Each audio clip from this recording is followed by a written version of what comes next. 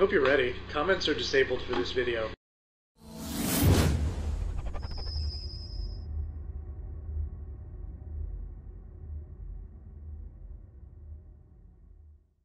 This is episode 1 for March 4th, 2014.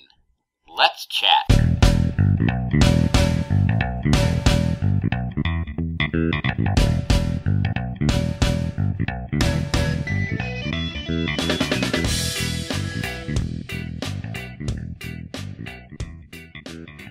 Welcome to Magic Chat with Dan and Mike.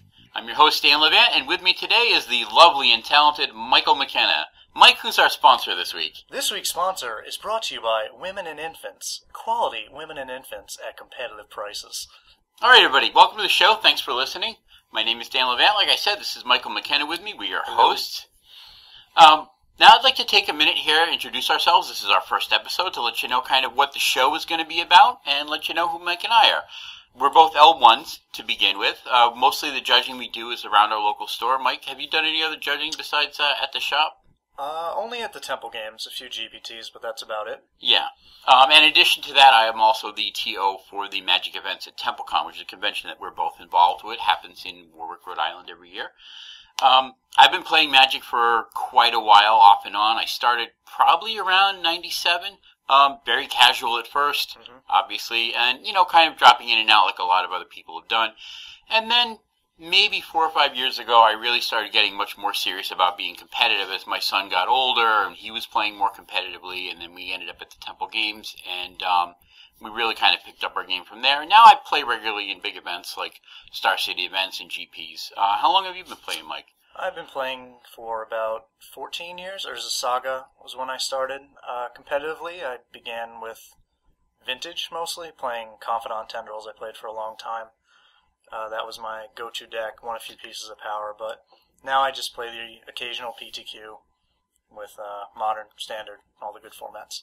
So what we're looking to do with this podcast is offer a broad scope podcast which will appeal to casual and competitive players both. There's a lot of podcasts out there that are very specific in their focus. There's limited podcasts, there's Commander podcasts, there's card speculation podcasts, but we'd like to be a little bit more diverse than that and give everybody something in this. We'll discuss limited and constructed play definitely, casual formats like Commander, new releases, park speculation, and a bigger part of that also is things that are going on in the Magic community, which really is a big part of what this game is all about, is the community.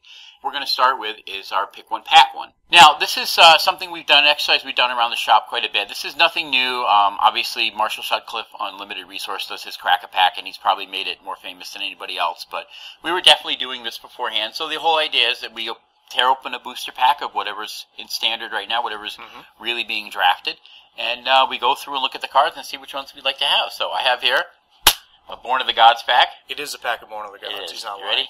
And here we go. We've got to have the pack sprinkle. Let me get the pack sound. Oh, look at that. Oh, the way he That handles sound, this pack is amazing. That sound is the key. So we've got a blank card there and a Throw it away. land. It's Yep. an island, just so we know. Probably the best card in the pack. Okay. Well, island is the best card It in is. Magic, right? So the first card is Hold a Bay. This is the instant for 1 and a white. Prevents the next 7 damage that would be dealt to target creature or player this turn. Nearly unplayable, I think. Yeah, you don't want to be playing it. Sometimes you have to, but no. If this is our first pick, this is a really, really disappointing draft. Yep. Card number 2 is the Stensian Starbreaker. This is the 2/1 for 3 and a green. When it enters the battlefield, it destroys target aura, which, when I first looked at this card, I thought it was really good. I took it in a draft online, and then I realized it said aura and not enchantment. I made the same exact mistake at the pre-release and main decked it. It's fine. I think people overrated it, but I don't really want to be playing it. No, I think maybe it's a sideboard card. I think it's a fine sideboard fine. card if you run up against a really big bestow deck. Yep. Way to the Underworld. This is the enchantment aura for 3 and a black. Enchants creature and gives the creature -3/-2. What do you think about this card? Have you had a chance to play it much? It's clunky. I have to play it. It is removal. This format's still removal light, even with Born of the Gods. It's all I see is dead weight for 3 more mana, and it doesn't make me happy. Yeah, and doesn't really always kill things that you need to kill. Yeah, everything's just Build-A-Bear in this format. Everything's huge. So -3, -2 doesn't always get the job done, but I'm still going to main deck it almost all the time. Yeah. Do you think it would be better if it was -2, -3? Would that make it... Oh, yeah, it'd be much better. Much more I'd be much happier to play it. Yep. All right, our next card is Sphinx's Disciple. This is 3 blue for a 2/2 flyer with Inspired, and whenever it becomes untapped, you draw a card. I think this card is pretty solid. I'm not sure how high you pick it, but if you have it in the right deck... Really? I actually think this card is a trap. It's just... Really? At the pre-release, a lot of people around me wanted to play this card, and I was trying to talk them out of it. It's too much mana for too slow of an effect. Right. By that time, it's just not doing enough for you. Playing a 2/2 on turn 5 is just not going to get it done. It can't come down and block anything. And by the time you actually do get to draw the card, it's like turn 6 or 7. It's just... So you would really need this in like a real heavy control deck, and you think Theros Block right now doesn't have a limited control deck that could support a card like this? There is a control deck, but it's mostly black-white, and the blue-based decks just don't want to be playing this. It's not good enough. Sure. Okay, our next card is the War Chanter of Mogus. This is the 3 black for a 3/3 with Inspired, and whenever it becomes untapped, target creature you control gains Intimidate until end of turn. I think this card is straight up terrible. It's not very good. I actually thought he gave himself Intimidate. It's not. It's only target creature. Yeah, yeah he doesn't have Intimidate natively. Now, I don't think even if I was running the black-red Minotaur deck, which is actually a deck, I don't think this guy would not be a high pick in there. Black is really bad in Born of the Gods, and this is like a prime example of why everything's overcosted or doesn't do enough. Yeah. And speaking of the Minotaur deck, our next card is the Kargama Butcher, 2 and a red for a 2/3 with Inspired. Whenever it becomes untapped, it gets +2/+0 until end of turn. I love this card. Yep. I've played with it once in a deck, and I think it's just fabulous. And if you're getting this deck, this Minotaur deck, that is just like an all-star in the deck. It was very underrated at the beginning of the format. It's really solid. Yep. Not much more to say there. Our next one is Loyal Pegasus. This is 1 white for the 2/1 flyer. Can't attack or block alone. What are your thoughts here? In the deck, in the white heroic deck, I think this guy is fine. Yeah, people other than me have had good results with it. I don't really like it, but I've seen it do work, so. Yeah. There was one, a limited game I heard someone talking about, it was on camera, where a guy... no, it was a Moto draft, Magic the Gathering Online, where they were doing Triple Born, and the guy went super deep on the Loyal Pegasus deck. He had like 5 of them or something. Yeah. Like, he was insane. It's absolutely insane. It's like turn 1 Pegasus, turn 2 Pegasus, just win on the back of that. Yeah. So, he's not a reason for you to go into the blue-white heroic deck, but I think if you're already there, he's a fine addition to the mix. Yep. Elite Skirmisher, 2 and a white for the 3/1 with Heroic. Whenever you cast a spell that targets Elite Skirmisher, you may tap target creature. What are your thoughts on this guy? Happy taking him 5th or 6th pick. I think he's okay. He's nothing insane. He trades up a lot of the time, and he clears a path. Yep. Completely agree on that. Mortal's Resolve. Green and a 1. For an instant, target creature gets +1/+1 and gains Indestructible in the end of turn. People keep playing this card against me. I don't think it's very good. 2-mana tricks are so much worse than 1-mana tricks, but I guess it's okay.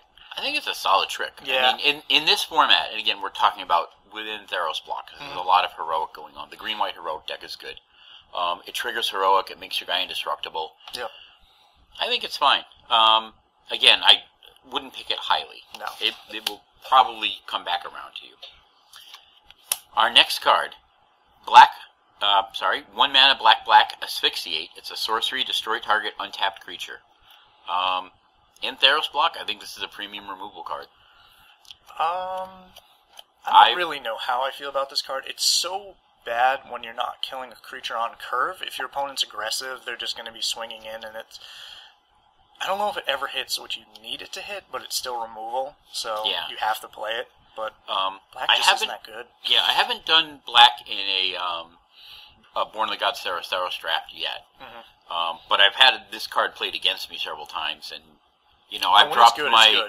Yeah, I mean, I lean towards like the green fatty deck, so I drop my my Viper or whatever, and then they just kill it, or my my Fox there, Vulpine Goliath, and they'll just kill it before I get to do anything with it. So maybe It feels like it's probably main deckable, but you can always Oh, it sideboard is it. main deckable, yeah. Yeah, and you can always bring it out against the real hyper-aggressive decks. Which is a problem, because I think they're probably the best decks right now. I think, not green-white, red-white is probably the best deck. Yeah. But, and it's so bad there. If they go turn to the 2-mana 1/1, the Skyguard, I don't know his name. Just dead. Yeah. It's It's so bad against that type of deck. The Crowan Skyguard? I think That that's guy, what he's yeah. called. Yeah, that card is amazing. And we can talk about that some more in a minute. So our next card is green into 1, Unravel the Ether. It's an instant, choose target artifact or enchantment. Its owner shuffles it into his or her library. Solid. It's solid, yeah. I think in this format, running one piece of enchantment removal in the main is completely fine to do. Yeah, I like this card. It's cheap, instant speed. It's good. Yep, I like it.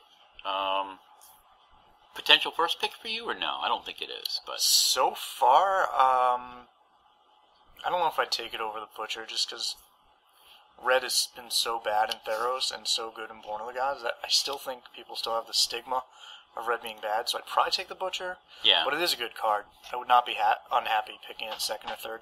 Yeah. Next card. Actually, I'm kind of unfamiliar with. This is Pillar of War. I wonder why I'm unfamiliar with it. 3 colorless mana for an artifact creature golem with Defender. As long as it is enchanted, it can attack as though it didn't have Defender. I have no idea how to rate this card. I've seen it played. Neither do I. It's just been there. I don't know. It's pretty art. I gotta say that. It looks like there's like a Greek column, and one of the figures that's a column has come to life and is all burning and walking down the steps. When a card is bad, say how nice the art is. I guess if you've already got a lot of bestow stuff going on, I guess this guy would be okay. I don't even know. I don't know either. It seems so mediocre. You can't like pressure opponents early with it. I don't know. Yeah, it'd be sweet with a Nimbus Naiad strap. It would. Yeah, everything is though. Yeah. It probably falls in that 23rd playable spot. Yeah. Yeah. I mean, you're not happy to run it, but it'll go in there if you need it. Our next card is Sunbound. This is 3 and a white for an enchantment aura. Enchanted creature. Enchanted creature has, whenever you gain life, put that many +1/+1 counters on this creature. So it effectively says 3 mana and a white target creature. Yeah, It has no basically. other text. Yeah, it's terrible. I completely agree. Yeah. And our last card is the Hero of Leah Tower. For 1 green, it's a 1/1 human warrior, and it has heroic. Whenever you cast a spell that targets it, you may pay X. If you do, put X +1/+1 counters on Hero of Lena Tower. What are your feelings on this card? It's not good early, like a lot of people want it to be, because if you are targeting it with something, you're probably tapping out to target it on curve. So it's really just a mana sink late game, and I don't know if that's good enough. It still doesn't pull me in as a first pick card. It's good. It's a solid card. It's playable. Yeah. Slightly overrated. I really agree with you. I think it's very overrated. I think the fact that it doesn't natively get any +1 counters when you target it is a big problem. You have to pay the X to put anything on it. It's not where I want to be. Yeah, and in green, by the time you get up to like 4 mana, you want to be doing other things. Yeah. You don't want to be dropping a 1/1 at that Green point. heroic Trying decks to are pump it up. already clunky. The 4 mana 2/2, the 3 mana 1/1. A lot of the time, they're just they're not the best heroic cards. I would not pick this card high. Even in my mind, it even kind of falls into that. I'd be okay running it like 23rd, 22nd playable or something like that. It could go in the deck, but I'm not happy to have it there. Yeah. So that kind of comes down to our 2 picks, our Asphyxiate and the Kargama Butcher. What do you think? What would you take? I've been really impressed with the Butcher. A lot of the times it's just a 3 mana 4/3 beating down, especially when you're using tricks and stuff on it. I take the Butcher. Yeah.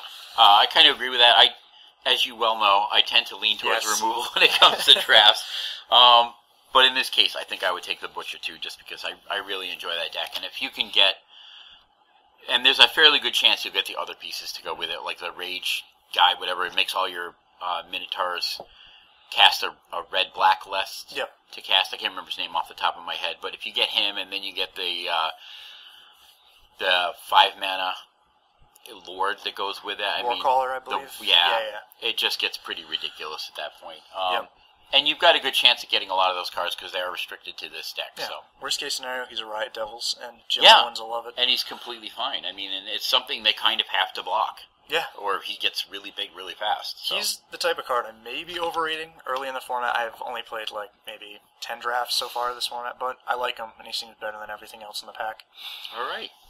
And our next segment is going to be Magic News. Magic News. So what we're going to do with this is we're going to talk about top stories from the Magic community, recent tournament results, news from or things about the Pro Tour, notable information from the mothership, the daily MTG site, such as bannings and unbannings, new set announcements, Pro Tour announcements, changes to MTGO, things like that. So some of this will be about sets, some of this will be about events going on, some of this might be just about things that are going on in the Magic community, like the recent talk about the counterfeit cards that were being circulated around. So the first thing I'd like to talk about is what went on the Grand Prix Paris, which was a legacy format. Yep. Normally we're going to talk about large events that happened in the most recent weekend, but we're going to go back a couple weeks here. There are some important things that happened both in the Grand Prix Legacy, the Grand Prix Paris Legacy, and the Pro Tour Born of the Gods, which was modern. So let's start with the Grand Prix Paris, which was Legacy. The winner of the format was Javier Dominguez. He was running a Bug Delver. And the reason I want to bring this up is that there was this big controversial thing that was going on while he was on camera. So what had happened was he's in the quarterfinals. He ended up winning the entire event. He's in the quarterfinals. He's down a game. He's on camera, and he casts a brainstorm, and in the process of resolving the brainstorm, only puts one card back on top. Now, for those of you who don't know, brainstorm is 1 blue for an instant. Draw 3, put 2 back on top of your library. And he only put 1 back on top, and there was a lot of chatter, like on the Twitterverse and all that, people like shouting about him being cheating, and he had done it intentionally. And Wizards' official statement on this right now is that they have investigated the matter. They don't feel that there was any intentional cheating going on, so they're letting the results of the tournament stand. So what are your thoughts on that controversy? Well, Javier Dominguez, whose name we didn't have to look up, was he was the head of a giant witch hunt that the community has been bringing upon a number of, we'll say, high-end competitive players, mostly starting with Burton Cheney, and there was recently another one who was important, but it's very difficult for us at home to see these players make mistakes and instantly label them a cheater. We see basically everything that goes on, every turn of the game. We have full knowledge of both players' hands, and this is a high-pressure situation. I really feel for this guy. I know he played amazingly well. He deserved to win the GP. It was his GP to win. And it was immediately after a judge call on his opponent when this happened. His opponent took 10 minutes of the judge's time to put back a card where 2 cards stuck together. And it took a long time to resolve that. High-pressure situation. Both players are nervous, don't know what to do. Time stalled. And then, as they resume gameplay, he makes this mistake. I just cannot label this guy a cheater. I can't do it. Yeah. Well, I mean, obviously, it definitely is a high-pressure situation. You're in the top 8 of a GP. That's a lot of pressure to begin with. Playing on camera is very different. Yeah. I've been in feature matches. I haven't been on camera yet. We do have friends that have been on camera for feature matches, and they will tell you that the pressures and what you're feeling is very, very different when you know that you're being watched like that. And these people know they're on camera. Yeah, they know they're on camera. There's a judge standing right over your shoulder. There's a lot that's going on, a very complex game situation. So it's very easy to lose track of what you're doing, lose your train of thought, and make subtle mistakes like that. And a lot of times these little mistakes will cost you games. In this case, it didn't.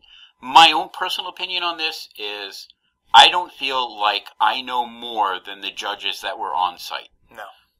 They investigated it, they talked to him, they talked to other people who were there, and the judges on site are confident that there was no intentional cheating going on. And to sit back here at home, watch what was going on, and contradict the people who were in charge and were on site is basically to say you don't have any faith in the judge system. Yep. That you don't have any faith in these people to do their jobs properly. And I really don't think that's a fair assessment to make. And we do know that Wizards will take action.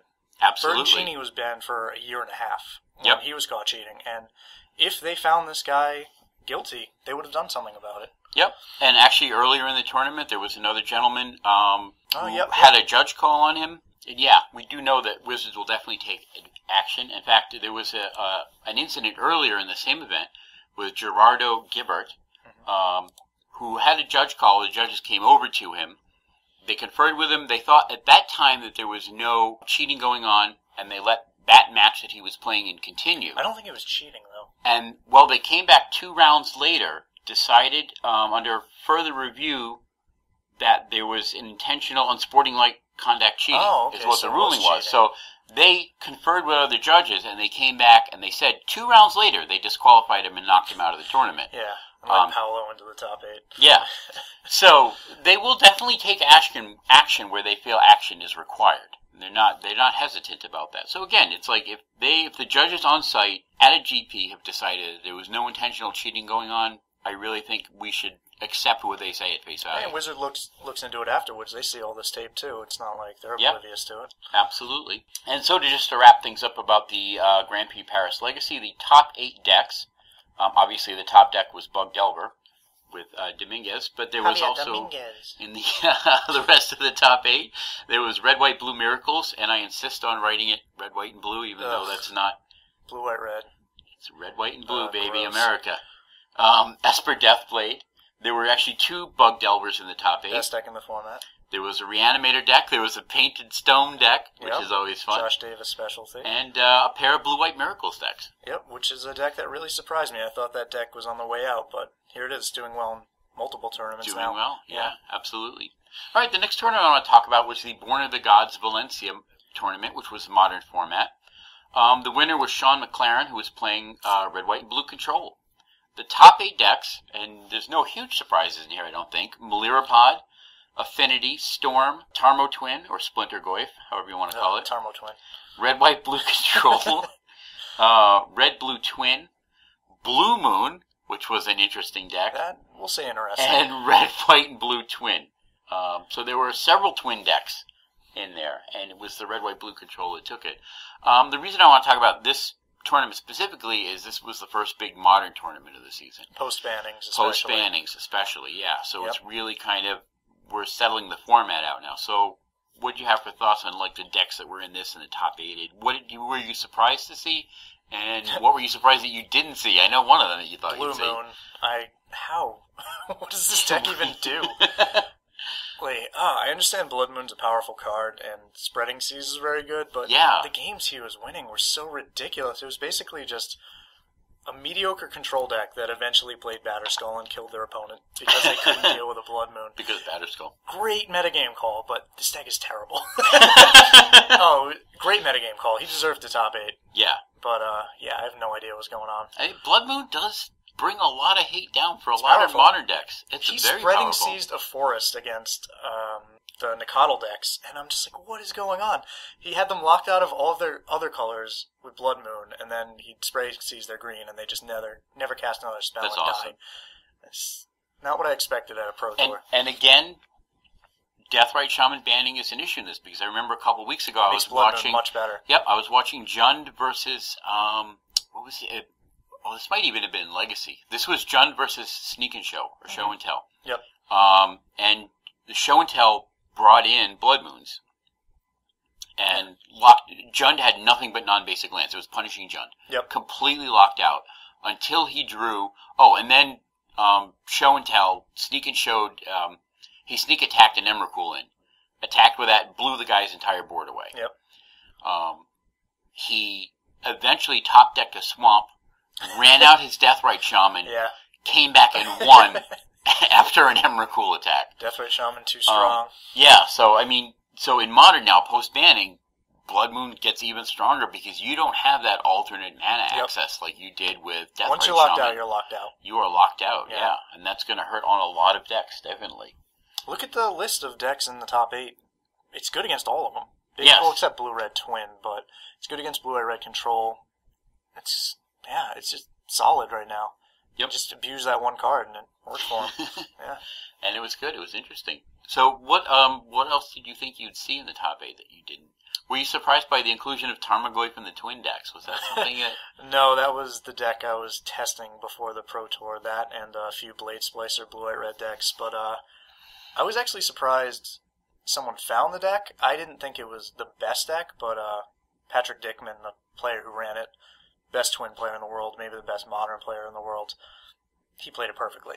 Yeah. Every game I saw him play was perfect, and I thought he was going to win the tournament. I was really surprised when he didn't. His list was very good for the tournament, and sometimes you just don't get there. Yeah. I do not think Blue-White Red is the best deck in Modern. It won the top 8, but his record in the Swiss wasn't that great, and I think there's better versions of the deck, and his metagame call to play Anger of the Gods was huge over Supreme Verdict, which a lot of people were playing, which is much, much worse. Yep. I think the big no-show in the Modern tournament was Bitter Blossom after the banning. Yeah, that card's bad. Yeah. I mean, I know, when I saw that card unbanned, I was a 14-year-old squealing girl for a few minutes because I just absolutely love the card. But let me rephrase. Bitter Blossom is not bad. Bitter Blossom is great. Everything else that goes with Bitter Blossom is bad. It doesn't have the shell, or everything else is too powerful for what Fairies is trying to do. Yeah, I mean, Fairies, I think, is one of those decks that when it was in Standard, it was just backbreaking. It was oppressive, But those decks do not always translate out to the larger formats, the Modern and then the Eternal formats like Legacy. You can't beat a Nicodle. Yeah, it really can't. I mean, I've played Bitter Blossom. I was running Dead Guy Elf for a while in Legacy. And you have all kinds of tools to work with for hand disruption and board disruption, and it can really be crippling.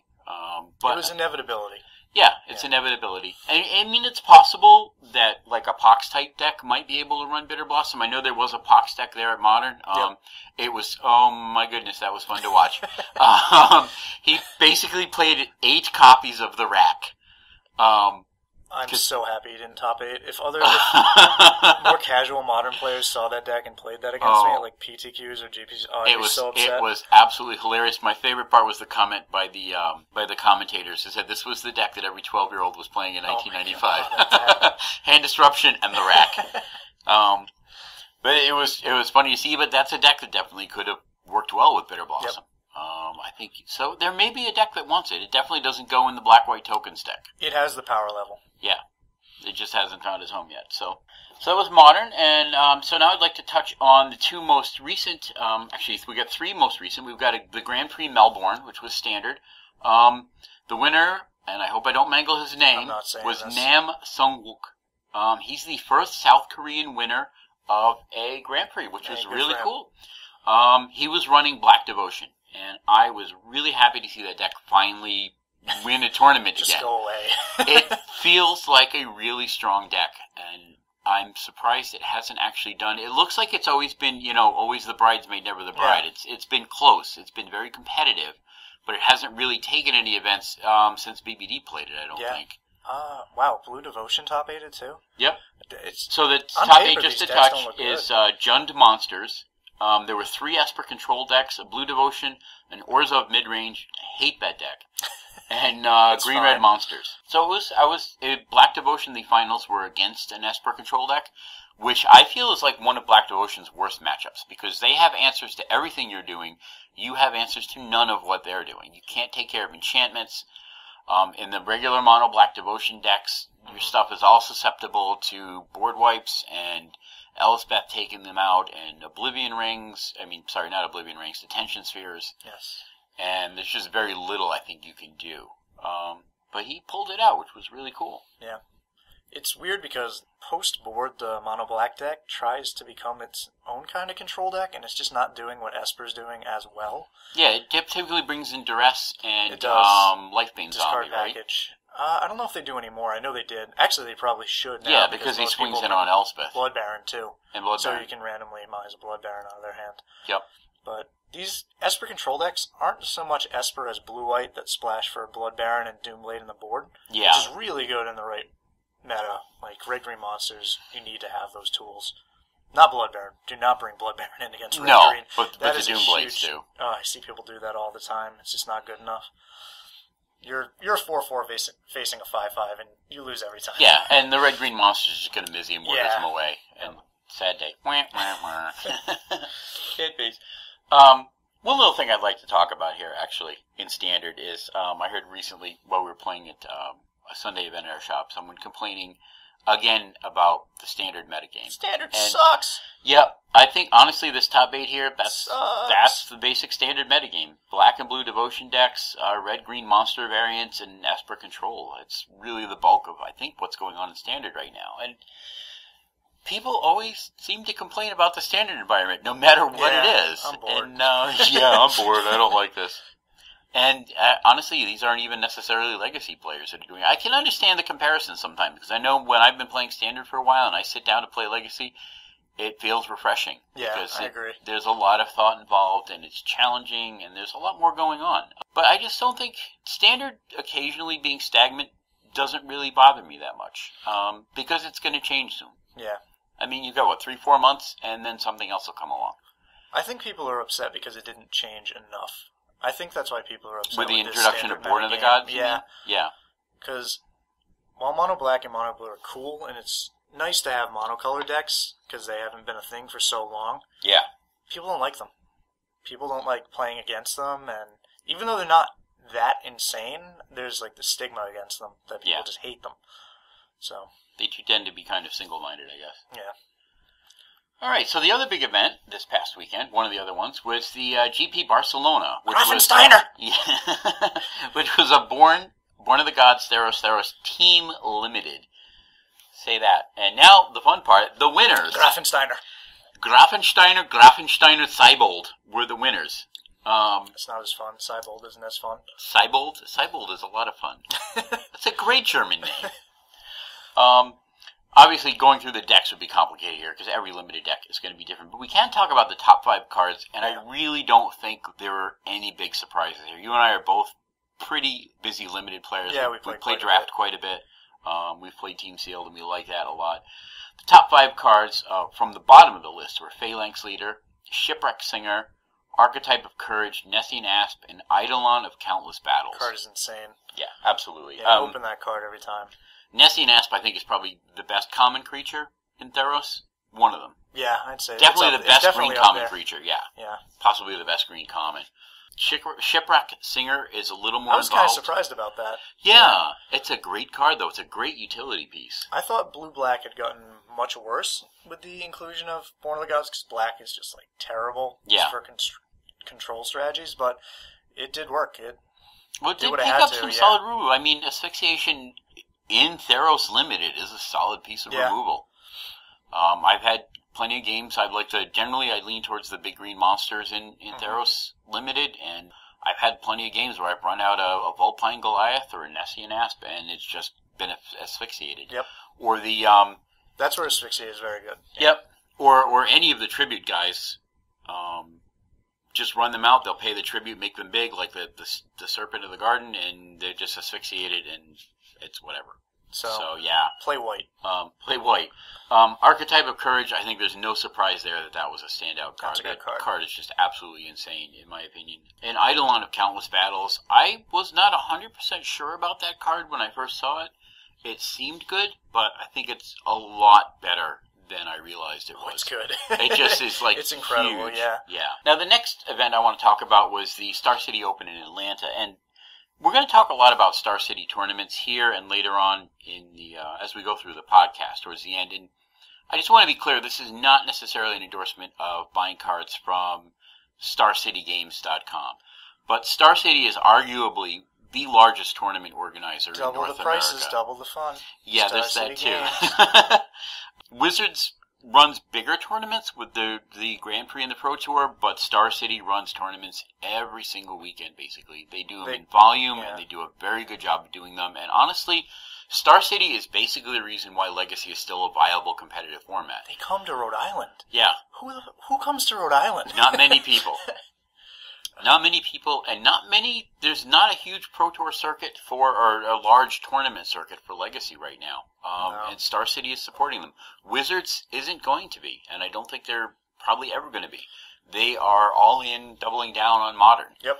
And the reason for that, really, is because at some point in time in the future, Legacy is going to collapse under its own weight. The availability of the cards is just going to reach a breaking point where at any price, you're just not going to be able to get the cards you need to play them. And unless Wizards is willing to get rid of the restricted lists, or the reserved list. Those Yes. Wizards is willing to kill the reserve list, which seems unlikely. Eventually, you're just not going to be able to get the cards to play in Legacy. Yeah, good luck finding duels. Candelabras, it's It's just not going to happen. Yeah. And whereas, even though the stuff in Modern can be expensive, they can reprint it, and it may not bring the prices down, as Modern Masters showed us. In some cases, it pushes the prices up, but the cards will be available, and they will can be always out there. reprint them.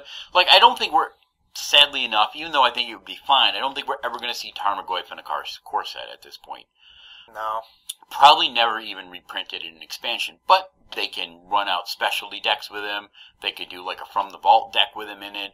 So there are ways they have of getting more Tarmogoyfs like Modern Master into the market so people can get them even if they are expensive. And that's kind of the key. I do think they could put him in a standard format. One without fetch lands, one without... I think he'd be fine. I think he'd be completely fine. The one problem is I see he might hike up the price of boxes for a standard set too much for players to want to buy packs. That is a possibility. That is if a the packs are possibility. selling for $5 a piece, people won't be happy. They don't want to spend $5 for like a random set. And the other possibility is that if they release him like in a core set or an expansion, it could tank the secondary market value. It's true. Which, not enough. He'd still be over $100. Yeah. It's not where they want a standard card to be. Yeah, he's never going to really come down in any major way in price. It doesn't seem like. They would have to flood the market, and they're certainly not going to do that. So, long way around, this is why we're talking about Star City. Is because Star City runs a lot of big tournaments. Now, they have a different feel to them than the GPs do. Playing in a Star City event is a lot like a giant size for F&M. Huge F&M, yeah. Yep, it's a lot more casual of an environment, but it's still a place when if you want to go from your local F&M into big tournaments, Star City is a great way to do it. Great judging, competitive REL. It's a good tournament. Yeah, very well run. So the Star City Open in Atlanta was this past weekend. The winner was Bernardo Fonseca, and he was running, again, Mono Black Devotion. Was the top deck there. And this list is kind of similar to the Melbourne list we were just talking about. So, top decks are Mono Black Devotion, Esper Control, Jund Monsters, Black White Devotion, Mono Red but not a Mono Red Devotion deck. It was interesting. Just 1 and 2 drops. It was kind of a lot. It was a hybrid almost. 1 and 2 drops, but it did have some Devotion pieces in it. Naya Hexproof. Yeah, I was kind of happy to see Gross. that. And a Red-White Devotion deck, which is a really solid card, which is probably, I haven't looked at this specific list, but it probably is like a Red Devotion Splash White, which is what I was running. Type thing, yeah. Chain to the Rocks, Boros Charm, War Eater's Helix, that kind of thing, splashing for those pieces. So again, that's really is a quick snapshot of what Standard is right now, not counting the occasional Maze's End deck that floats around, or the random rogue mill deck that's out there. Charles, That aren't really competitive. They're not really Tier 1 decks. I don't know about the Naya Hexproof deck, if it's typically Tier 1, but it's interesting. I don't think that deck will ever top 8 another tournament ever again. And in the same weekend in Star City, of course, they ran a Legacy event. No big... Well, there is actually kind of one surprise. There is a couple surprise. surprises, We're going to talk a little bit about... So the ones we would be expecting is the Rug Delver, the Red, White, Blue Stoneblade, the Bug Delver, Red, White, Blue Miracles, Esper Stoneblade, and Shardless Bug. Now, one of the notable ones is Goblins. I'm a huge fan of the Goblins deck. I've got to say, when I started being more competitive, I was definitely a burn player. I've always loved the Goblins because they really are the quirky comic relief of Magic. I love the interactions of the cards. They always make me laugh. They're not necessarily... Goblins has always been a strong deck. It's not necessarily Tier 1, but it's really close. Yeah. People don't prepare for it anymore. Nope.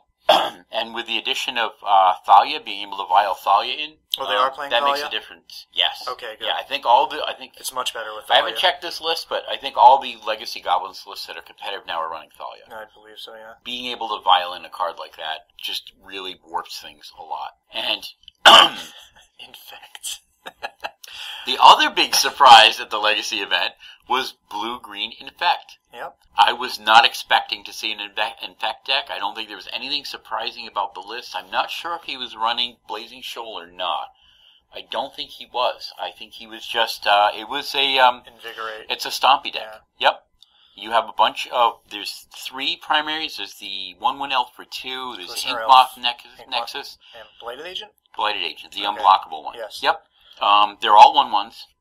And then you run Invigorate and Berserk and one of my favorite cards, Vines of Astwood. Legacy playable. The hexproof is relevant in this matchup. Yeah. And I actually saw this deck on camera outrace an active Jite, which was impressive.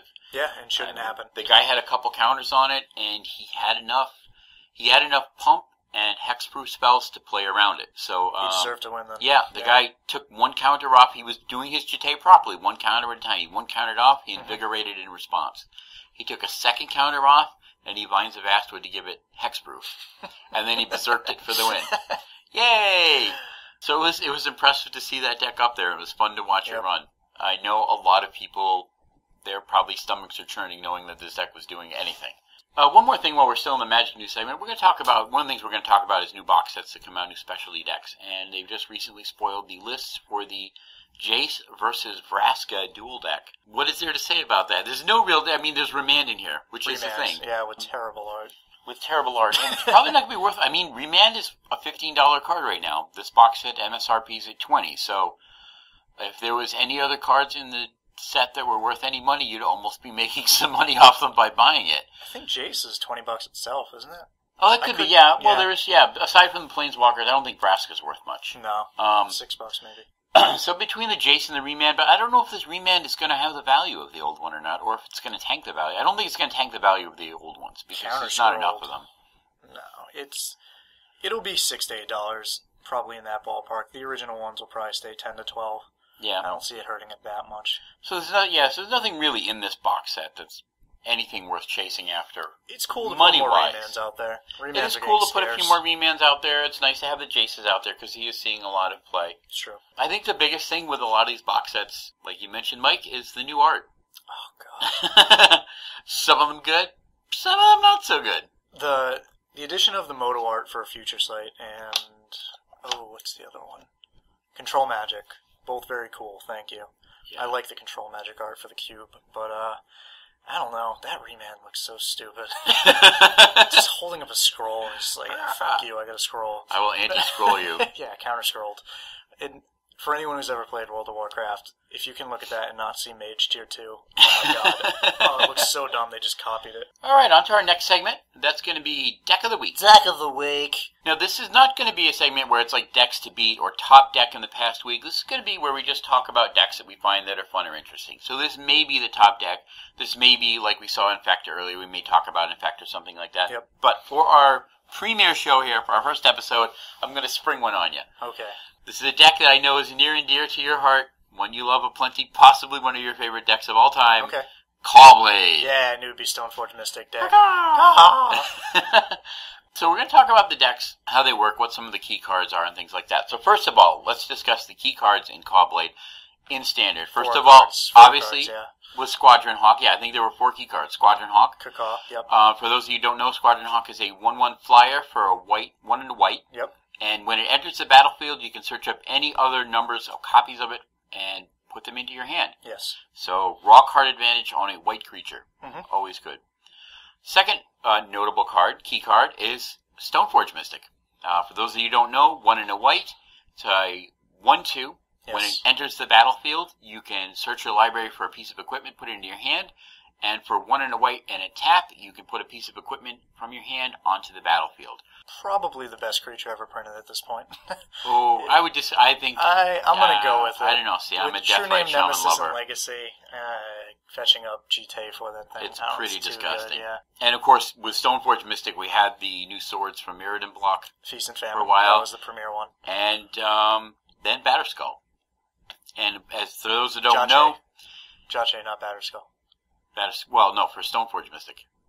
Oh, yeah. When Batterskull, when Batterskull rolled in. I'm sorry, yeah. Because we had the swords and then we had Batterskull. Yes. A card that arguably should not have been printed. Should not have been made. For those of you who don't know, 5 colorless mana for a living weapon equipment.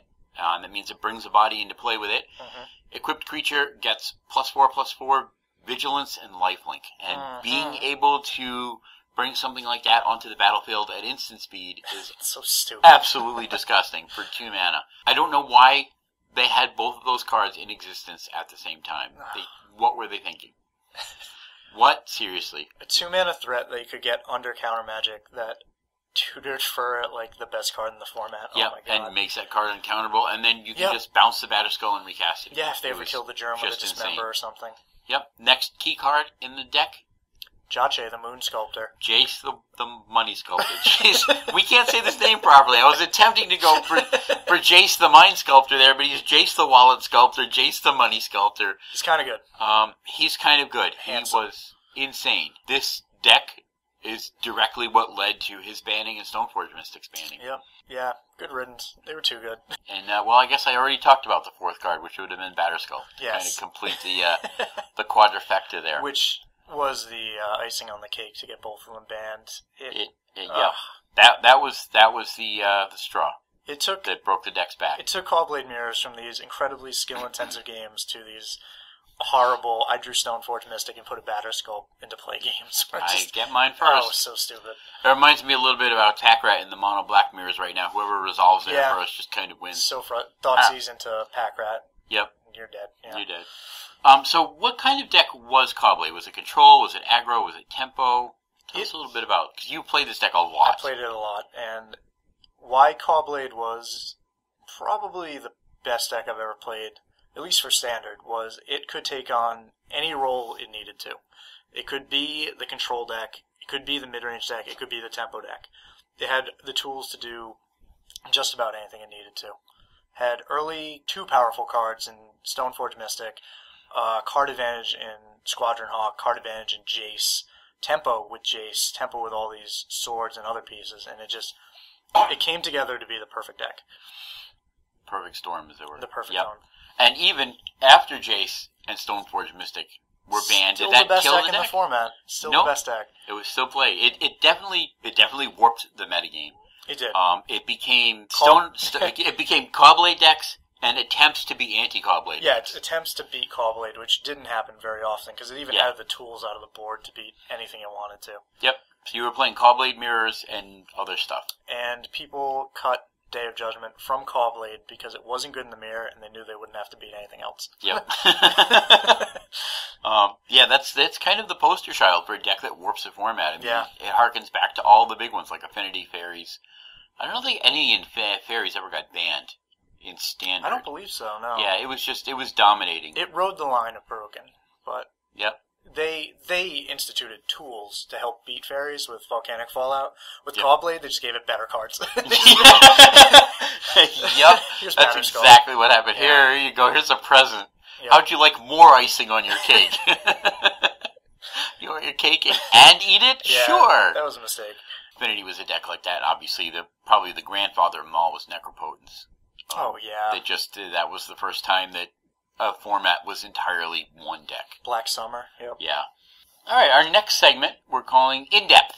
And so what we're going to do in this segment is we're going to take a closer look at some aspect of playing Magic. Sometimes that'll be rules, especially new mechanics as the sets are released. But we're also going to talk about subjects like the habits of winning game players, playing in large events, deck archetypes, anything that involves playing Magic or being in the Magic community. And for our premiere episode here, I thought we'd talk about something that's fairly relevant because it's out in Standard right now, and that is Punisher mechanics. Now, Punisher mechanics are basically cards that say, you can give me this effect or something bad is going to happen to you, like you're going to take damage. The poster child for these decks, for these card types, is Browbeat. Browbeat. Now, Browbeat was a sorcery. It's 2 and a red, and it says, any player may have Browbeat deal 5 damage to him or her. If nobody does, target player draws 3 cards. So, what Browbeat actually says is, if your opponent can't afford to take 5 damage, you draw 3 cards, and if you absolutely need to do 5 damage to them, you draw 3 cards. It never does what you want it to do. I remember, obviously, like I said, when I first got into the competitive playing, I was playing Legacy Burn, and I tried this card. I wanted it to be good. I really wanted this card to be good, and it looks amazing. It does. If you look at either piece of it independently, for 2 and a red, deal 5 damage to target player. Get 'em. Absolutely playable, definitely playable in limited, possibly playable in constructed formats. Yeah, be fine. 5 damage for 3 mana is a great investment. Yeah. You look at the other half, draw 3 cards for 2 and a red. Blue doesn't even do that. Yeah. That would be amazing, especially in red. So, like, either piece of this is good, but on this card together, just does not get there. And that, again, like you were saying, is because it's your opponent who's making the decision. And how is that like something big that really affects this.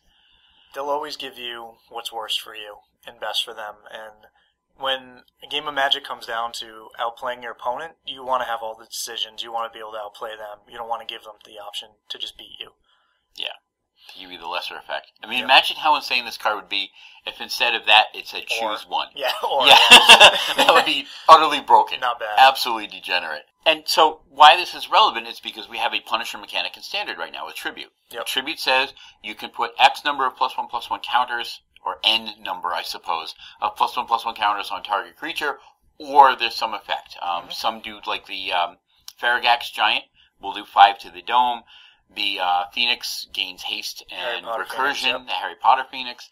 The Snake lets you gain 4 life, or it just gets really huge. Fun limited card, yeah. Yeah, so these are decent limited cards. I haven't seen any of them make their way into Constructed. Even the Phoenix isn't even doing the green-red. And again, I mean, the issue is, it's like if you drop a Farragax Giant, like I was playing on an online draft recently. Yeah. My opponent played a Farragax Giant against me, and I was at 20 life. Yeah. I was like, sure, have a 3/3. Yeah, I can beat your 3/3. Absolutely, I can beat your 3/3 because I had plenty of blockers for it. So, in a lot of situations, you're going to run into the kind of the corner case situation where the punishment end of the mechanic actually works for you, where they can't take that 5 life, and you do get the 5/5 out. And that's helpful, but that's not the norm of what you're going to see with these cards. And there's been a lot of times like where I've cast the Phoenix, they pay the tribute and then asphyxiated it. Yeah. And it's like nice 5/5. Yep, nice 5/5. Wah, wah, wah. That's the thing. They're going to pick what's best for them. They're going to pick what's best for them. If they have a the removal spell, they'll do that. If they don't, they'll just soak 3 damage. Who cares? Yeah. Yep. And that's how they'll deal with it. So the one that's really decent, at least in limited, is the Fanatic of Xenagos. That's the red-green for a 3/3. Tribute 1. And if you don't pay the tribute, he gets +1/+1 and haste until end of turn. He's actually solid because no matter what they pick there, there's upside for you. Yeah, worst case scenario, even if the tribute wasn't even there, you still have a 3-mana 3/3. Yeah, which is fine in limited. Which is completely fine. Yep. So that's a decent little card. Still don't think that one's going to work its way into Constructed at all. Even in the green-red monsters, I don't see. Because at 3 mana, you want to be running out Courser of Crucifix is Courser, so much better. Or Domri or something like that. Yeah. So you just got better things to do in that mana spot. But it's a decent little card. Now, to contrast this a little bit, we have cards like Fact or Fiction or Jace, Architect of the Thought right now. Where, again, you're giving your opponent a decision. You're laying out cards and they're making piles for you. How is this different than that? Because Jace and Fact or Fiction are really good cards. Well, Wizards can start by reprinting Fact or Fiction for me, but... Do you hear that, Mark Rosewater? We want Fact or Fiction back. Please, and Snapcaster Mage so I can Snapcast it. You ultimately have the decision. You're putting the onus on your opponent to screw up. When you reveal the 3 cards from Jace's -2, they don't know what's in your hand. So when they give you your 2 piles, based on like the way the game has been playing out, what you know, what they don't know, it's never in their favor. Either way, you're going to win, because you're going to get exactly what you wanted out of the Fact or Fiction. You may not get the card advantage you needed, but you'll get what you needed. If they split it, if you really need that Supreme Verdict, if they put Supreme Verdict in one pile and 2 other cards, you still get your Supreme Verdict. You get what you needed. Yeah, and I mean, digging 3 cards deep into your library is just super powerful. It is. Because there's going to be 1 card in there that you need, and you're going to get it. And another card I wanted to talk about is a card from Torment, 2 red. Target player discards 2 cards at random from his or her hand, unless that player has Skull Scorch, deal 4 damage to him or her. Now, I know it's easy to look back on it and say that a lot of these cards are bad, but this card trapped me for like a year. I thought this was like the best card they had ever printed. I kept jamming it into every deck, and this is a great thing that they print these cards, because it taught me that these cards were terrible. Really? This was the card when I realized, no, I'm done. I'm never playing them again, because this is a red Hymn to Torah. Yeah, it looks insane. Yeah, on one side. Damage. Yeah, both are what you want to be doing. Like, you're either disrupting them or dealing 4 damage. But it get to board states where they have a lot of cards in their hand. They're like, whatever, I'll take 4. And later in the game, they have 1 card in their hand. It's like an island or something. And they're just like, cool, I'll discard 2. When you really needed it to do 4.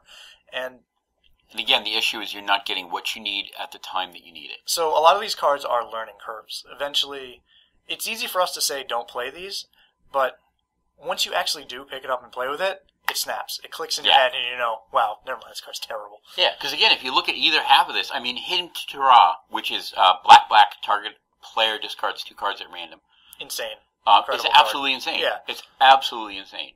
And for red, deal 4 damage to target player, Looks that would be good. great. That would be fantastic. But again, yeah, you're not getting what you need when you need it. Yeah. And that's what makes the punishment mechanic just not really good. Just really straight up not good. Crap. It's all crap. Alright, so the next segment we're going to do is we're going to do a random card. And so what this is we go on the Gatherer, and we click the button that says random card, which you didn't even know was a thing. I didn't know. I learned that the other day. And we're going to talk about whatever card pops up. It could be from anything that's ever been printed in Magic. Fingers crossed, questing Feldergriff one time. You ready for this? Ding. I lost. Sunlance. Hey, this is a good card. This is an interesting card. So this was essentially a color-shifted card from Strafe. Planar Chaos. Yep. It's a single white sorcery, deals 3 damage to target non-white creature. And, it even mentions in the rulings. Yeah, Strafe. It's a time-shifted version of Strafe. Which only hit red cards and cost 1 red, or non-red cards. So, what are your thoughts on this card? Hey, it sees legacy play. People play it as a What deck is running this? Death and Taxes plays as Oh, a 2 yes, up and a that's 4, right. yeah. Death and Taxes. I forgot about that. Because direct damage in white is just something that doesn't rare, happen. yeah. And that was kind of the big thing that Planar Chaos is. And this was, the Time Spiral block was one of Wizards' big mistakes. For a lot of different reasons. It was a very fun and interesting set, especially for enfranchised players, people that had been playing for a while. Because in Time Spiral, there was a bunch of old cards you got to see. Oh, it was fantastic. That you Time loved. Spiral was great.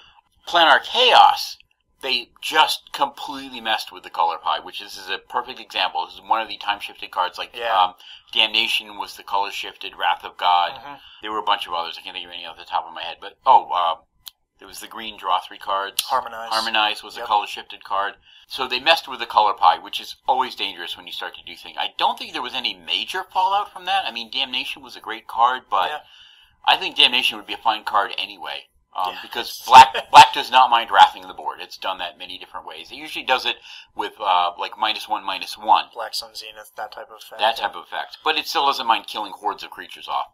And then, so there was Time Spiral, Planar Chaos, and then Future Sight. And This card is a sorcery. Yes. Oh man, I've had people cast this against me as an instant. I feel dumb now. RTFC, buddy. Yeah. RTFC.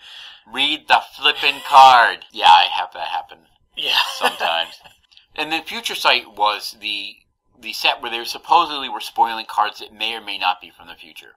And this is where things really... Oh, they said May. I thought it was guaranteed. No, may or may not see them again. That was a good call on their part. Yeah. So, because some of them could be from alternate futures. That's true. And they introduced the cards, the future-shifted borders, like Tarmogoyf's original border was a future-shifted. And the big problem, where the wheels came off the bus for this was the number of mechanics that were in this block. Between the old cards that were the purple symboled cards that were shifted in, and the new cards, there was something like 43 mechanics in the set. That seems excessive. It was intensely excessive. Especially for newer players, because enfranchised players, again, would recognize a lot of the old mechanics that were brought in. But newer players didn't, so they had this dearth of mechanics that they had to learn. Imagine if they put, like, phasing in that set. Oh, it was ridiculous. People would have just quit, like, It banned was absolutely ridiculous. We're done. So that was kind of the big mistake that they made, was the vast number of mechanics. It was a fun set. It was a very flavorful set, enjoyable for a lot of us, but it didn't really go over well for reasons like that. Rosewater's talked about this one a lot on his Drive to Work podcast, where he talks about the problems that happened. I enjoyed in it. The future good set. limited format, good standard format, but a lot going on. A lot going on. Yeah, not really a set for newer players. But seeing some of the color shifted stuff was fun. Seeing some of the future sight was fun. That was interesting little notes.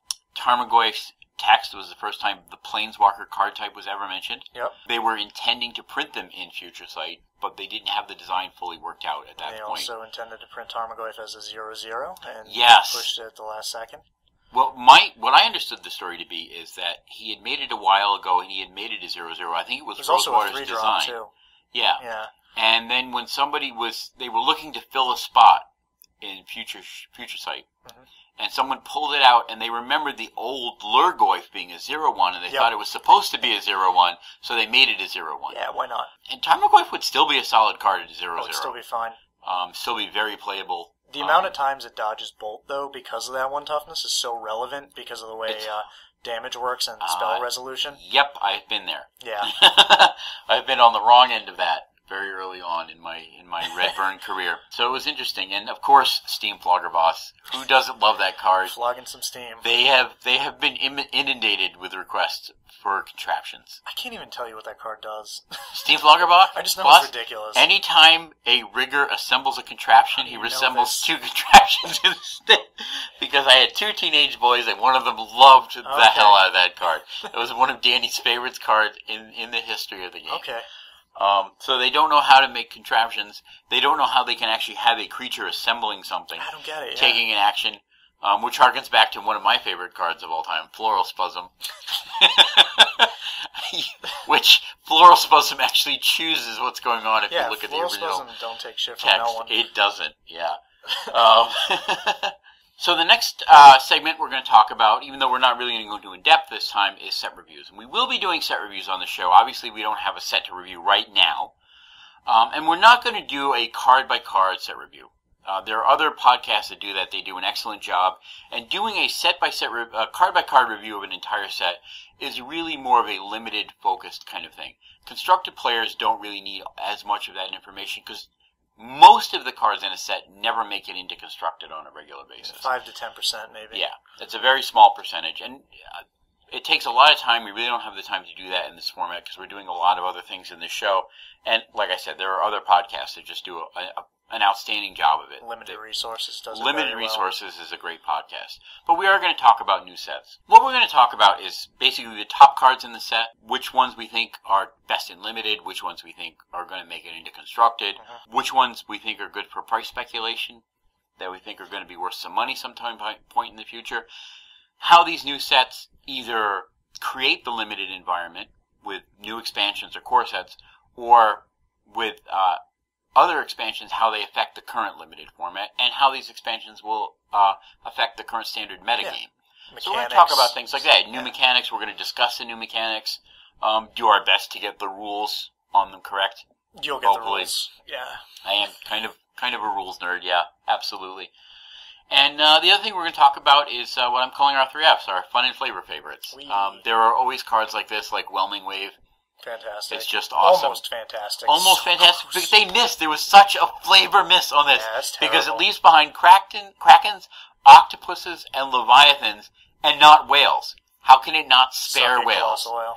Yeah. It's one chance to shine in standard. Sad. And then, of course, like another flavor one is Eye Gouge. Yeah. Which is just an awesome card. If you got one eye, you're dead. Yep. And again, I feel personally there's a flavor miss on this. If you cast 2 eye gouges, it should kill anything. It should except kill for anything. the spiders, yeah. Yeah, it should say deals 1 damage, or target creature gets -1/-1. Yeah, what's that And Kamigawa if it's- mechanic? When you cast the spell, you could Splice. Splice. It should have spliced for if you splice another one, just kill a creature. There you go. Or it should have been if it's not already a Cyclops, it becomes a Cyclops. Yeah, there you go. Because then it's only got 1 eye. Yeah, it's dead. It seems can be perfectly right. Sorry, so, we're going to have, because fun flavor like that, and art, we can talk about art too. So these are the kinds of things we're going to talk about in our set reviews. And obviously, we're between Born of the Gods and Journey into Nyx, so our first real review will be the Journey into Nyx set. Alright, the next segment we're going to talk about is Wild Speculation. Now, in this segment, we're going to look at which cards to invest in, rumors about new sets, which cards we think might get reprints, or early spoilers, the non-official ones that are coming out. This is anything rumor-based and also like card value speculation. So, you're the speculation guy here, money-wise. What do you feel is overvalued right now? I know Remaz, the King of Oreos. King of Oreos, yep. Absolutely. No. Solid card. Solid card. Obviously backbreaking and limited. Better in Cube than it is in Standard. Yeah, but Cube and Limited really shouldn't be affecting prices on cards. Generally, no, unless it's an oddball rarity card. Commander will definitely affect prices in bizarre ways. There are some cards that are like Chromatic Lantern, that I would really love a foil version of Chromatic Lantern, but the price on that card is ridiculous. I don't think anyone's getting off to foil pre-Mazes for EDH. I'm sure they look cool, but I don't see it as an EDH card. It probably fits in an EDH deck. I don't think you'd ever Someone run it as a out there is commander. playing it. Yeah. People play Warp World in that format. Ugh. Yeah, I've been on the wrong end of that one, too. Yeah. Courser of Crufix, that's another card that's little overvalued at the moment. I think there's around $9 to $10. Yeah. Great card. Fantastic card.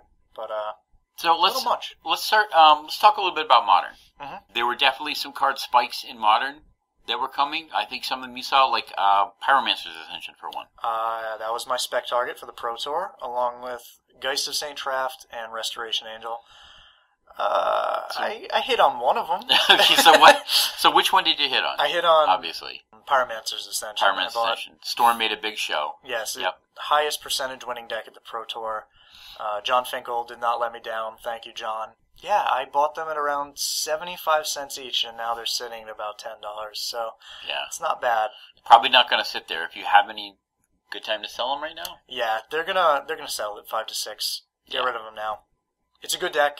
It's not a deck a lot of people can play well, and it's not a very popular deck. Yeah, it's a pretty skill intensive. It's a really complicated combo type deck. Yeah, it looks easy, but it's actually much harder than the Legacy version. I found, because everything has to be perfect. If you screw up, Grape Shot is much harder to win with than Tendrils of Agony. Yeah. But now what about the other two cards you were looking at? Resto and Resto Geist? Angel I spec'd at $3 and didn't move much. As of the last time I checked, it might have gone up since then, but it was doing really well on Magic Online, and it's didn't transfer over to the Pro Tour, and I'm kind of surprised. I expected it to be very good with Blade Splicer, which I expected to show up more than the pure blue-white-red version of the deck that won the Pro Tour, but it just didn't happen. Yeah. So I still think it's a good spec target for long term, even though it did have a pre-release version. Pre-release, I believe. Yeah, but the art is not as popular on the pre-release. No, it's gross. Yeah. And what about Geist of Saint Skill? He went up, and I got that wrong. I wasn't even right. That card saw basically zero play at the Pro Tour and went up $10, so thank you. Thank you, everyone, for making that card go up for me when I was just stone wrong. Yeah. I think one of the ones really went crazy with its price and shouldn't have was Bitter Blossom. Bitter Blossom. Still overvalued. It didn't make a showing. Again, it doesn't really have a solid home right now. I bought a few of them. I didn't buy enough, and I sold them at $83 each for a Bitter Blossom. They were ridiculously overpriced. I want to meet the people who bought them. I want to just go to their home and just say, "What were you doing?" Yeah, the day that they were released, they peaked out at like $1.25. It was insane. Yeah, up from like 15 to 20. It was crazy, and they're still overvalued. I think they're like $50 to $60 still. Yeah, that's incredible. I promise you, they will settle around $30 to $35. Yeah, that's a good price for them. That seems a reasonable price. Yep. Yeah. So sell now if you've got spares. Do not buy. Yeah, easy money. So in Modern, is there anything you have your eye on right now? I still think Restoration Angel and Geist of St. Traft have the potential to move. Specifically Geist, I don't see him being reprinted anytime soon. People love him.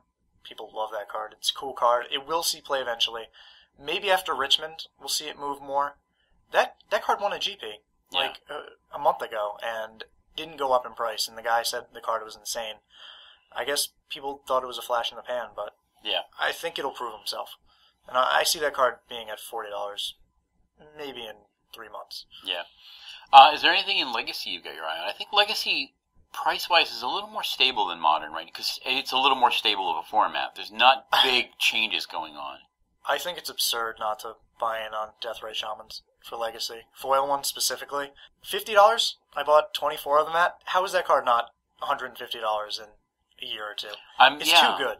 I'm surprised it's actually as low as it is. $50, that's insane. Yeah. Even the non-foil ones were for a long time they were like $6 or $8 now. Yeah. Because of the banning in Modern. It is one of the premier creatures in Legacy, and it's one of the premier creatures in Magic, I think. And it's the type of card people love to have pimp copies of. Yeah, they love it. It looks insane too. Yeah, it's very good looking. I think that long-term investment. I think Deathrite Shaman is always going to be in Legacy, and may come back in Modern at some point. Ooh, I do have one. It's hard to say. Foil and non-foil Snapcaster Mages. Foil ones clocking in at about 140, 150 right now. Non-foil ones 30 to 40. It's been a little bit of flux, But that's up a lot. They were like 18 to 20 just a while ago. you could pick them up for 18 really easily. Yeah. I see this card getting banned in Modern. And if it does get banned in Modern, its price is nothing. Like, it'll still be a popular card, but it'll be like $12 to $15 for non-foil ones. Yeah. It is one of the best cards I've ever played, but it is not the type of card that's good in Legacy. Because it doesn't It break... sees a little bit of play, doesn't it? A little, two of, maybe in Stoneblade, not in Stoneblade, Miracles. Yeah. But it's not good enough. It's not the Stoneforge Mystic, it's not the Deathrite, it's not the Dark Confidant. Even Dark Confidant doesn't see much play anymore in Legacy. But No, outside of Jund, I not really. don't know where it goes, yeah. But his time may be up in Modern. He may be too good for what they want a card to be. Yeah. And in Legacy, he's a 4-mana spell. That's the problem. All the good cards you want to flash back, Exactly. force him to be a 4-mana spell, and most of the time, it'll just be better to play a Jace or something. Yeah. Mana costs are so key in Legacy. I mean, they're important in every format. Yeah, you're getting wastelanded. Yeah, but in Legacy, the difference between 1 and 2 mana is insane, which is absurd. why Mental Misstep was such an incredible card, because it blanks like 80% of the format. Do not buy in on Mental Misstep. No. That is my advice. No. If you listen to me about anything, don't buy in on Mental Misstep. It will never be unbanned in Legacy. No, it was kind of good. May or may not get unbanned in Modern at some point. I think it will eventually. I think it would be fine in Modern. I think it could survive that. It would be powerful, but I don't think it would be overpowered the way it was in Legacy. Especially if they ban Snapcaster Mage. A lot of its value goes way down. Yeah. Standard. Anything in Standard you think is undervalued right now that might go up? Undervalued? Or overvalued? Well, we already know we think Brimaz is overvalued. If you have extra Brimaz, sell now. He's a $20 to $25 card. He's good. Don't get me wrong. He's a very good card, but he's not what people expected him to be for the format. I don't think he really has a deck. He doesn't. People were playing him in the board of Blue-White, and then they realized Blood Barons is better. Yeah. So we're all going to play Blood Baron. And you notice there's no like white heroic deck, which is exactly the kind of deck you would expect. I mean, if you think about Brimaz and the Architect and the Eidolon is double white, right? Yes. The Countless Battles. I mean, you'd think those would be key pieces in a white devotion deck, and there is no white devotion deck. Yeah, you just look at the rest of the format, and it's too oppressive for what it's trying to do. Yeah. A lot of Supreme Verdicts running around. Yep. And I don't think Archangel of Thune or Colonian Hydra can sustain their price much longer. People just forgot about them and forgot. I don't know. Colonian Hydra's like $15 it's funny. You just said card. Colonian Hydra, and I was like, oh yeah, that's still a that's card, still isn't worth it? money for some reason. I don't think even the green red monsters don't play that. No, it's not a good except card. Except for Scott. Hi, Scott. Hi, Scott. Yeah, Archangel of Thune had a resurgence. It hit $40 at its peak, which is insane.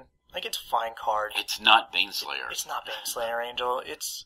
People were playing it in blue-white. It was basically just a 3/4 lifelinker that got bigger. It didn't even pump anything else. And it's been replaced. Sorry, Angel of Thune, but... Sorry, Archangel Yeah, of Blood Thune. Baron's just better than you are. Yeah, absolutely. So, I know the Angel Appeal is a thing, but it's not a $40 thing. Right. Go back and settle around 18, and people will be happy. Yeah, absolutely. Yep, so that's the value speculation we're going to talk about in that segment. Some of the other things we're going to talk about, like other different kinds of speculations, like the conspiracy set that they announced. We're going to talk about these early announcements. We've only got a couple of cards for this set. What do you think about it right now? I've read the 4-mana 3/3 6 times, and I still have no idea what it does. The Clockwork guy? Yeah, I have no idea what it does. It doesn't make any sense to me. This honestly has almost like a feel of an unset to me. It is. It is an unset card. It's really quirky, bizarre kind of things going on in the set. And that guy's a common, too. The one that lets you draft an extra card and Did put they it back. intend you to use that in your next draft? Is that the point of it? Is it to go that deep? What is this card supposed to do? It lets you take 2 cards from a draft. And it's a common. Yeah. Which is you're gonna end up towards the end of the pack with a bunch of these Clockwork guys in it, nothing else. Worst case scenario, it's a 4-mana 3/3 too, which isn't the worst. It's not unplayable in limited. It's not exciting. It's not exciting. I'm going to build the mono Clockwork deck. Yeah, contraptions. Big army of contraptions, yeah. And so it's interesting because they said some of the new cards that are in it are going to be viable, playable, legal in Modern and Legacy, and some of them aren't.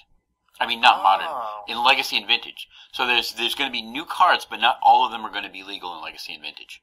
That's weird. I don't think they've done that before. No. Because when they introduced the Commander cards, like Scavenging Ooze and True Name Nemesis, they slotted instantly into Legacy. Instantly, yeah. And it's so they're going to do weird stuff. They're going to do really weird stuff. Yeah. Yeah, so this is, I'm not sure about this. I've got a weird feeling about it. It feels like an unset, it feels like an EDH kind of draft format. Because it's designed for multiplayer draft formats where you're going to be playing multiplayer games after you draft. That's what it's targeted for. So I think it's probably a limited format that's reaching out to the big Commander players. Did you see the Angel? The Angel they spoiled? No. Oh, yes. Everybody chooses one or the other. Yeah. Another spec. Don't buy that Angel. I know there's like one of them, and it's like $1,000 on eBay. Don't buy it. Don't buy it. Bad call. No, unless you just really are that collector and you want to like all these really weird, hard to find things. No, buy Summerlands. Yeah, absolutely. And the other set that they've spoiled recently, the box that's coming out, is the new From the Vault. The From the Vault Annihilation. Hello, Ravages of War. Calling it now. This is going to be interesting. I'm kind of looking forward to this. I'm thinking Damnation almost certainly. I could see Damnation. Hard to say what else. Armageddon, maybe with some new art. That'd be cool. I don't know, is Armageddon even on Moto right now? Yes, there's the... does it have there's new a art? Judge promo one that's new with just the... Oh, yeah. It looks kind of cool. I like it. Too expensive. And if you look at the art, if you go to the Mothership and look up the From the Vault's Annihilation deck, there's art on it. It definitely looks kind of like Hurricane. Oh my god, Decree of Annihilation. Oh, yeah. That was an obvious one. How did I miss that? So I don't know if Hurricane's in or not, but it's like a mage standing in the center with this tornado-looking winds around him and a bunch of birds flying away from him. So that could be like a reprint of Hurricane or something like that. How many cards are in From the Vaults? 20? 20? 15. 15, 15, okay. Yeah. Upheaval. I'm picking Upheaval. Ooh, we're going to make a list here. So one is Upheaval. Damnation. Burning Armageddon. of Xinyi. Burning of Xinyi. From Three Kingdoms, right? Pronunciation. Ravages of War. Ravages of War. I believe one of the two. I don't think they'll do both. Okay. But I do think that's their way of bringing a Portal 3K card into the set. Could be, because they've done that a few times to sneak yep. with the Commander sets to bring the Portal 3K guys in. Obvious Wrath of God. There has to be Wrath of God. The classic Wrath. Decree of Annihilation. Armageddon? Armageddon, I could see easily. Can you think of 3 more that might be in there? Decree of Pain? I know Commander players love that card. I think they just made a Judge promo one. Could be. But it seems like the type of card people would love. Did we mention Upheaval? Upheaval, I mentioned that one. They just did a Chroma's Vengeance in From the Vault 20, so I don't think they'll do that one. Probably not, yeah. Catastrophe. I don't think know what that one does. This is a card from Urza's Saga, 6 mana, destroy all creatures or all lands. Almost certain they have not reprinted this card since Saga. That seems like a solid one. Is there one? Route? Route's another good one. What's that one do? I don't know. 5 mana, destroy all creatures, they can't be regenerated. Pay 2 for kicker, cast it at instant speed. I wonder if they're going to have cards in here that are is there going to be like a destroy all artifacts, destroy all enchantments, Shatterstorm, that type of thing? Shatterstorm, yeah. I think people would be pissed if they opened I up would the hate box for them and to saw do Shatterstorm. Shatterstorm, yes. I completely agree with you on that one. Oh my god. Tranquility. So, Magic, Throw the box out the window. if Shatterstorm is in here, Wizards, take it out now, start the printing run again. Yeah, just don't do that. Tempest of Light. Oh my god. And one more piece of speculation I wanted to talk about in our pilot episode here is fetch lands. Don't do it. Don't reprint them. There are 2 pieces, this is my line of thinking. Wizards is heavily invested in making Modern a format. As we talked about before, Legacy is going to collapse under its own weight at some point. Wizards is all in doubling down on Modern. To make Modern viable, you need fetch lands. You do. That's why I'm fairly sure they're going to reprint them. Whether or not they reprint the Odyssey ones, hard to say. Onslaught ones. I would love to see that. Hard to say if they will, but we will definitely see a reprint. I think the Onslaught ones would make more sense because that would get them into Modern, and they're not there right now. A lot of decks do suffer from the fact that they don't have all the fetch lands they need. I know Grixis Control is one of them. It has a really clunky mana base. People try to make it work, and it just won't work because it doesn't have Polluted Delta. Yeah. So it would be good for the format, and I know they're not completely against reprinting them because they did print them as Judge promos. I don't think they can put the Onslaught ones back into Standard. But I do think eventually they could do the Zendikar ones.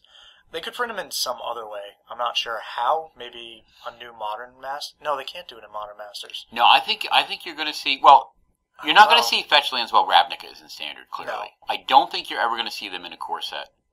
So they're going to be in a big block. Yes. That would be my guess. A return to Zendikar. They have already said, and I don't know if this applies to the fetches, that they're not going to print dual lands without printing a cycle of 10.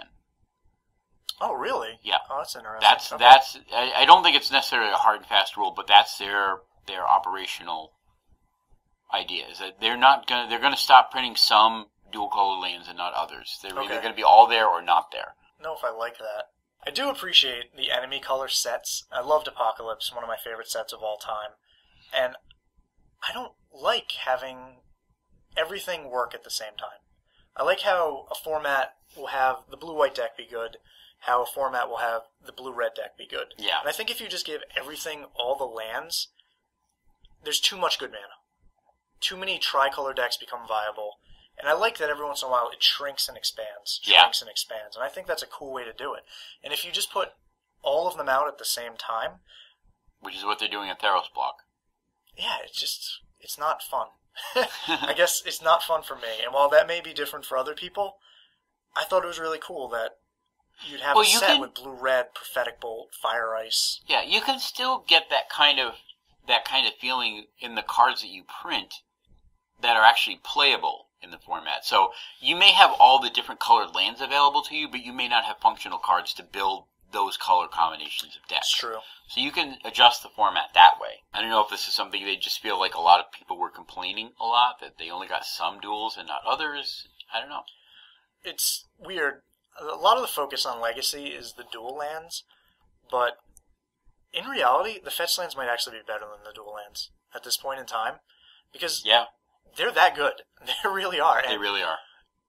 The modern legal dual fetch lands are scaling much faster than the Onslaught ones. Yeah. Scalding Tarn, Misty Rainforest are $70 to $80 right Which now, I think and they're not going to stop. Ridiculous price. They're not going to stop. You need them. You have to play them, and they're guaranteed 4-ofs in like all the decks that run them. Yep. And I really do. I think the fetches, especially the modern legal ones, are just way overpriced right now.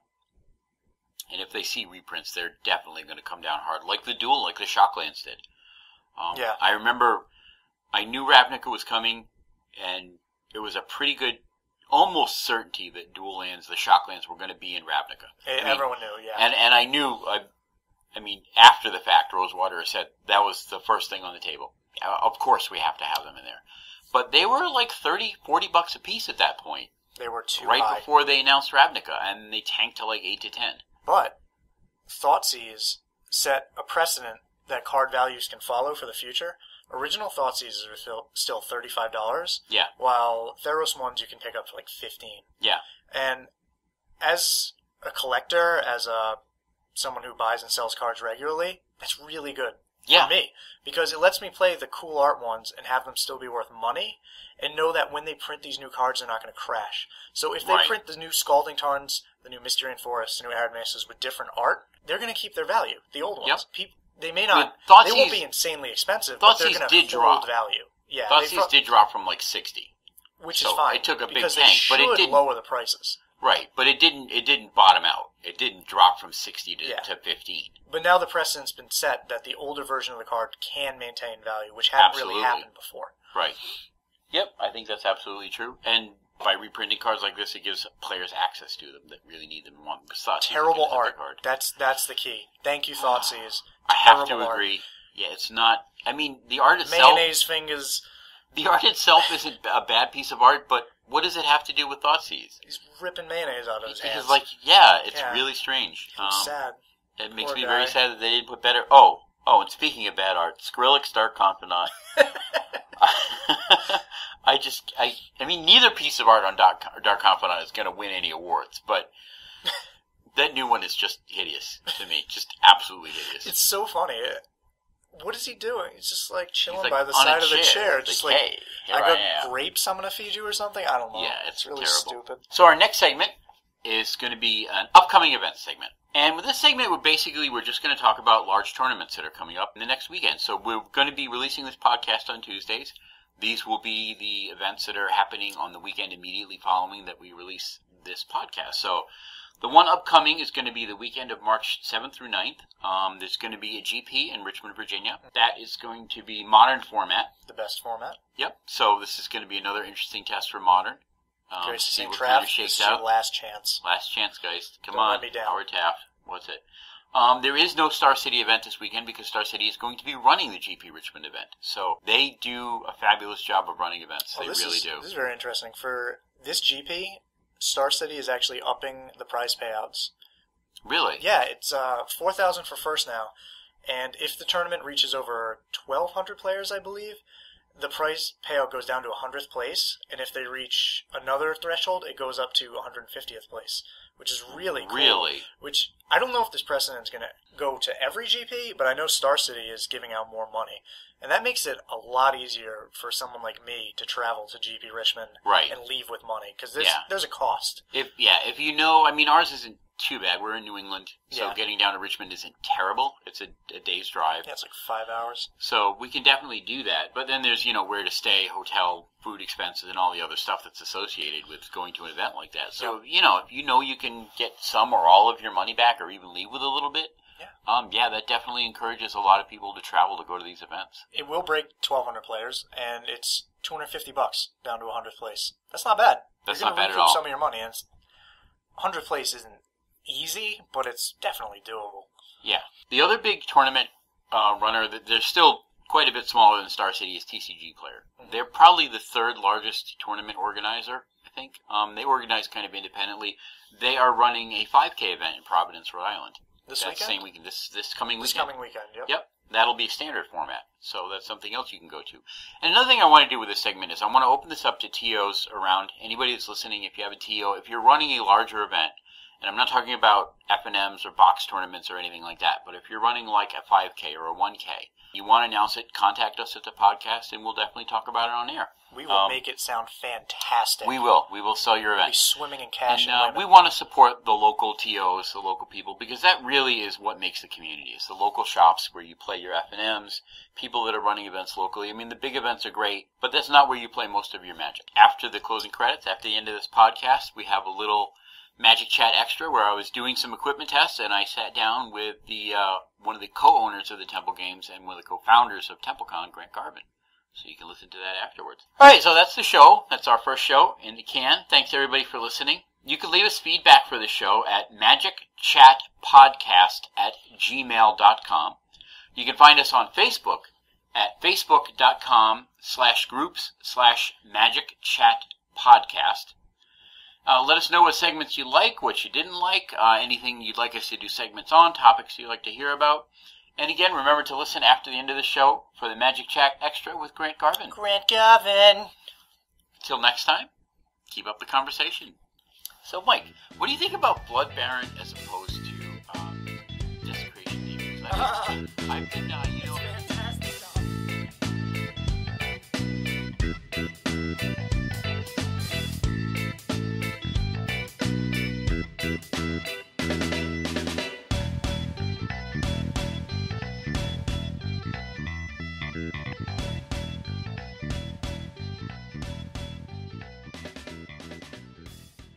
Why are there so many ostriches?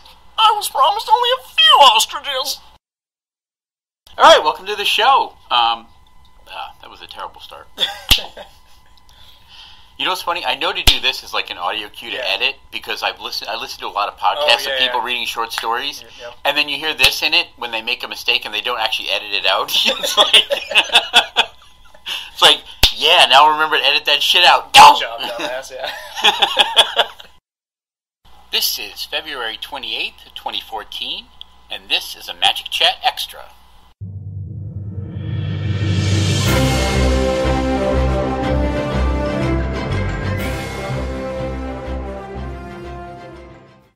Hi, I'm Dan Levant. I'm one of the hosts of Magic Chat, and I'm talking here today with Grant Garvin, who is one of the co-founders of TempleCon. How's it going, Grant? Not bad, not bad. So, what is TempleCon all about? Tell us about it. Well, TempleCon is an annual event that runs every year.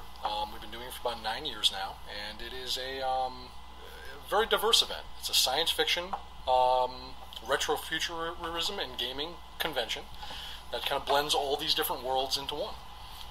Sounds pretty exciting. So, for those who don't know, what is retrofuturism? Retrofuturism is effectively a term used to describe what the people of the past, how they viewed the future.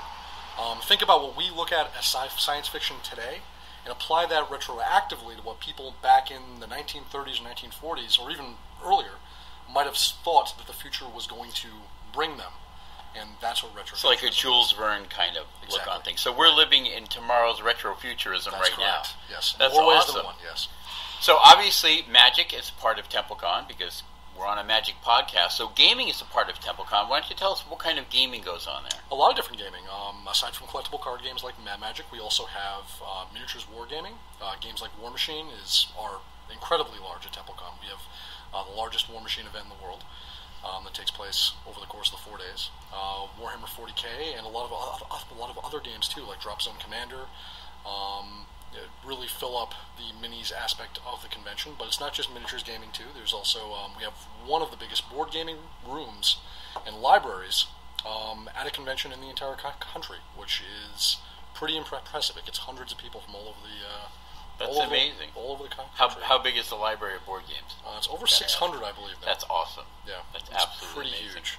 And of course, this year, stepping it up from last year's was the vintage arcade that we had. That was I worked pretty phenomenal. hard to get that one going. That's my hobby and my passion. So yeah, I get to watch a lot of those machines be brought from basically piles of junk to basically brand new looking. That's what I do. And just seeing the arcade packed all weekend and watching people's faces light up when they saw a game they haven't played in 30 years was well worth it. And I mean, what a great thrill! People like my age coming back and playing games that we played as a teenager, but then seeing the young kids come in and just watching their eyes open and their mouths drop. And it appeals to them just as much, which is absolutely pretty cool. It's these games have kind of a timelessness to them that no matter what age or where you're from, you're always able to really have a lot of. Now, how many arcade machines did we have in there this year? We had 32. That's amazing. 32. That's awesome. Yeah, we more than tripled the arcade next year, and who knows what it'll be like next year. That's pretty exciting. 2015. And of course, I serve as the TO for Magic at the convention. I've done that 2 years running now, and that's an absolutely hotly growing scene. Oh yeah, we've grown by leaps and bounds. Yes, absolutely. The core of Magic at the convention is the drafting. Right. We just do rolling 8-man drafts all weekend long. As soon as we fill them, we fire them, and a lot of times people play and just hop right into the next queue. Absolutely.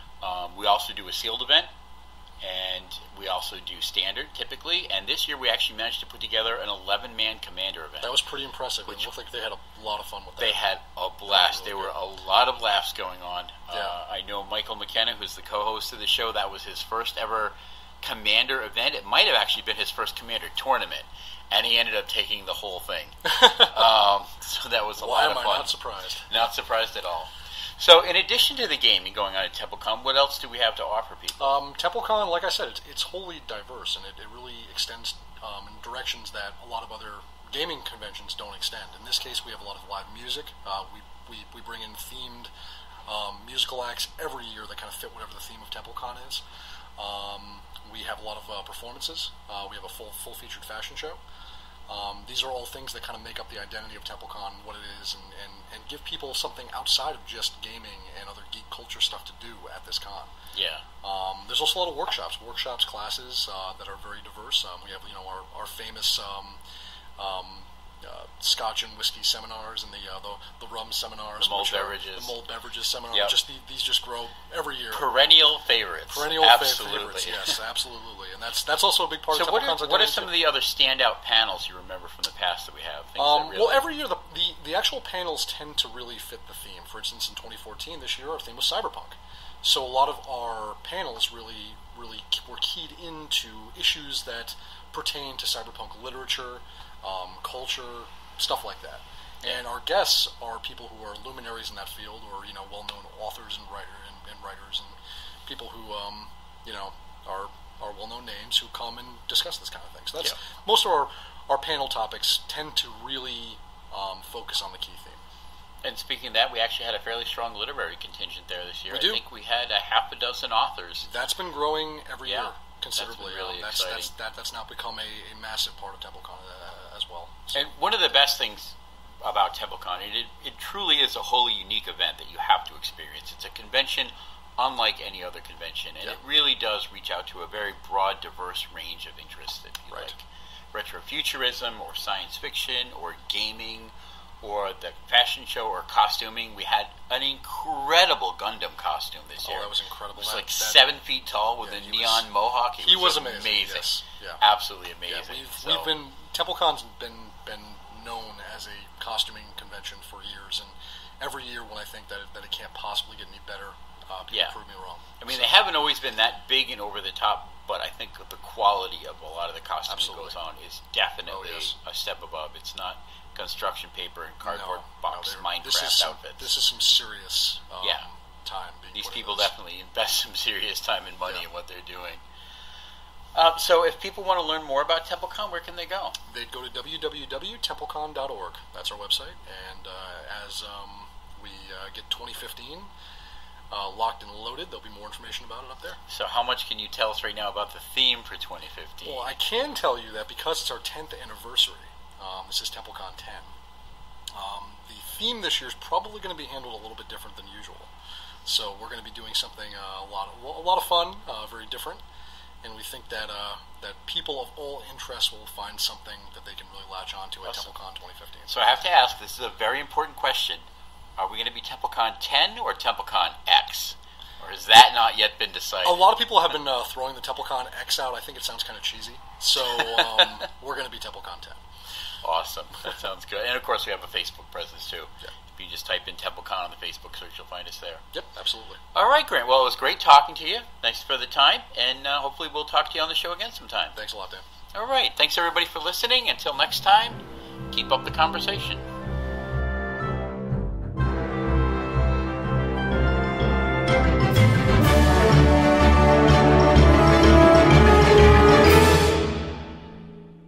This has been a Green Bullet